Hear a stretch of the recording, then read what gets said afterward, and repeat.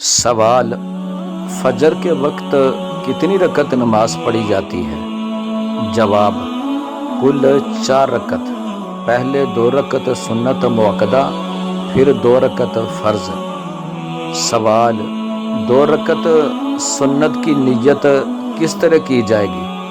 جواب: نیت کی میں نے 2 رکعت نماز سنت فجر کی اللہ تعالیٰ کے لیے، سنت رسول اللہ کی منہ میرا طرف کعبہ شریف کے اللہ اکبر۔